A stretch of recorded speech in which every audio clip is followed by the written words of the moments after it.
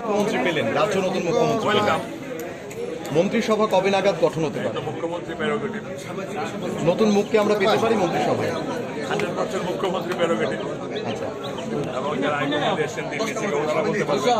ক্ষোভ বিক্ষোভ কি আপনার মধ্যে রয়েছে মুখ্যমন্ত্রীকে নিয়ে? একদম আমরা পার্টির সৈনিক। কষ্টটা কষ্ট বিপ্লববাবু সরে যাওয়াতে, কিন্তু পার্টির সিদ্ধান্তের প্রতি কিন্তু আমরা কি মনে হয় হঠাৎ এই সিদ্ধান্তটা কেন? ডেফিনেটলি পার্টির সিদ্ধান্তের প্রতি কিন্তু আমরা 100% আমরা মান্যতা দিই। হঠাৎ এই সিদ্ধান্তটা কেন হলো? মানে পার্টি এই সিদ্ধান্তটা কেন নিল? মুখ্যমন্ত্রীকে কেন পরিবর্তন করতে হলো 4 বছরের দিল্লি মধ্যে? থেকে 4 জন লিডার আছে, ওনাদেরকে জিজ্ঞেস করুন। প্রাক্তন মুখ্যমন্ত্রী তো আশা পূরণ করেছে, নতুন মুখ্যমন্ত্রী কি একইভাবে আশা পূরণ করবে বলে আশাবাদী? আশার কি কোনো শেষ আছে দিদিমণি? হ্যাঁ, আশার তো কোনো শেষ নাই, এন্ডিং নাই, চলবে চলতে থাকবে।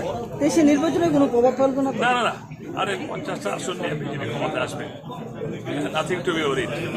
ঠিক আছে।